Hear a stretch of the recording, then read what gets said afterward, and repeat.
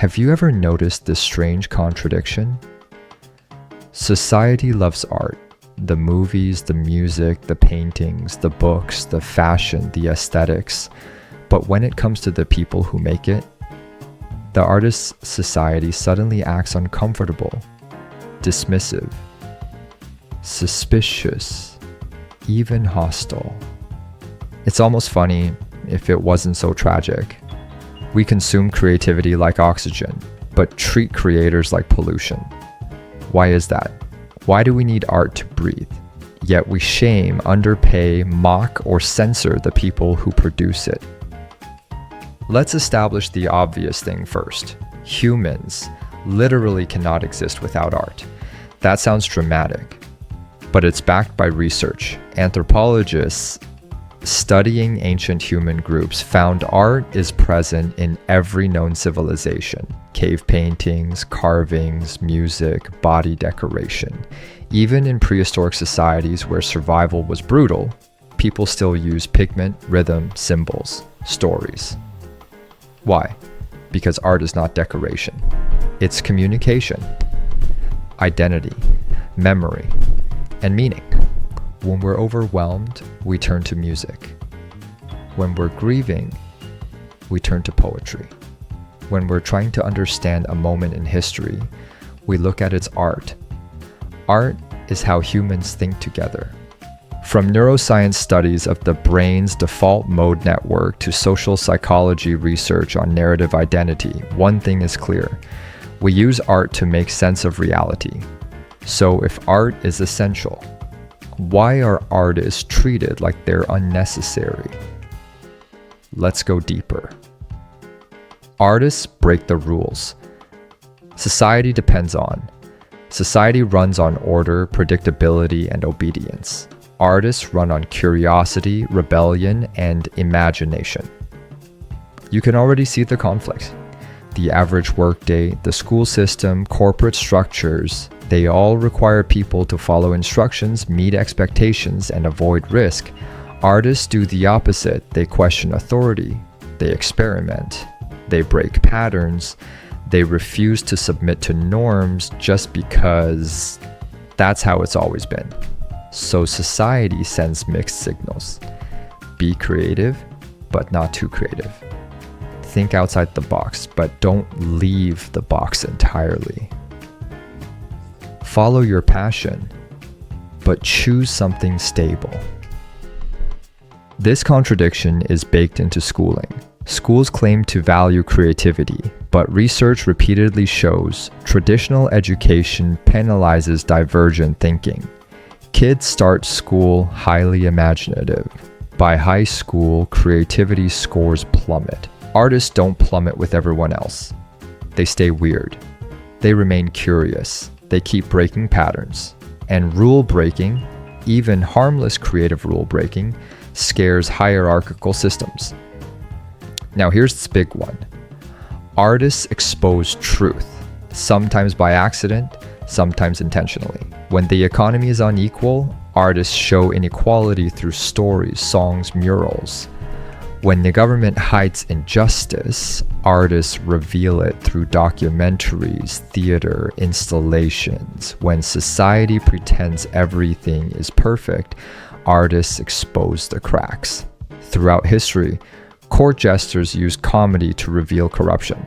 Playwrights used satire to criticize kings. Painters used imagery to show violence. Governments denied musicians wrote protest songs that expose societal lies. This is why censorship happens. Not because art is dangerous, but because artists tell inconvenient truths. Think of James Baldwin, Ai Weiwei, Banksy, Maya Angelou, George Orwell, Nina Simone, Kara Walker. These artists didn't just make beautiful things, they showed society its own reflection. And people don't like uncomfortable mirrors. Also, society loves predictability, especially predictable workers. Clock in, clock out. Do what's asked, don't question the system. Repeat artists, they're unpredictable, They create at 3 a.m., they change direction mid-project, they refuse to separate work from identity. They don't just accept things. This unpredictability threatens the systems that depend on compliance. A study in organizational psychology found that highly creative individuals often get lower performance ratings in traditional workplaces. Not because their work is bad, but because managers prefer predictability over originality. Artists are punished even before they make art. They're punished simply for being the kind of people who might challenge the system. Now, let's talk about money. The part everyone pretends isn't part of this conversation. We want music, films, books, paintings, choreography, animation, design, architecture. But we don't want to pay the people who make them. Streaming services give you infinite music for $9 a month. Meanwhile, many musicians earn fractions of a penny per stream. People scroll through art for hours on Instagram. But expect artists to work for exposure, not money. We want concerts, galleries, festivals, dance shows, books, fashion, games, theater. But we guilt trip artists for wanting a livable income. Here's why.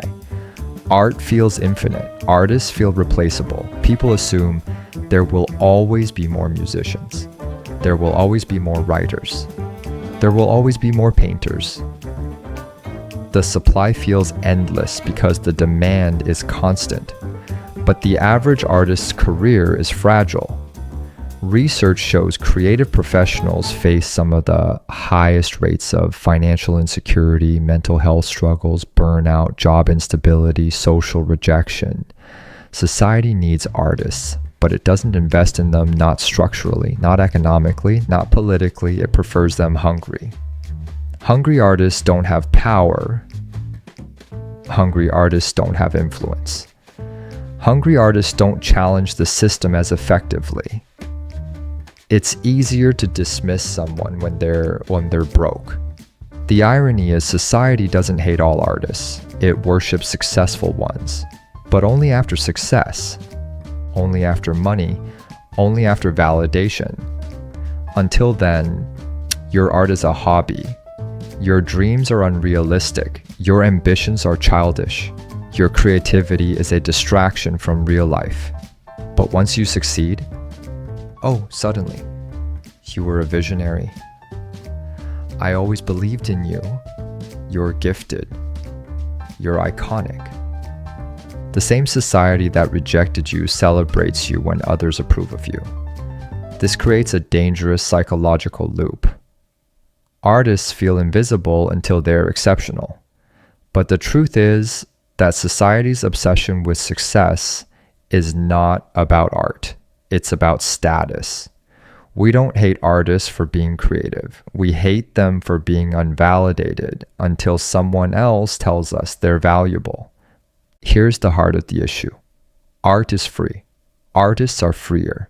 And any system built on control, political, economic, religious, social, despises anything it cannot contain.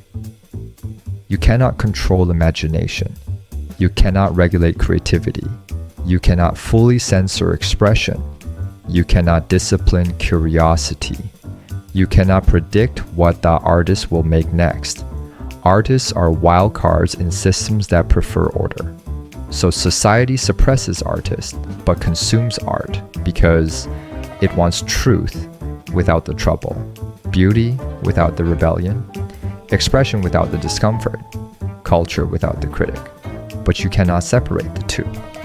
Art comes from the artist the same way light comes from the sun. If you want art, you must accept the artist who creates it.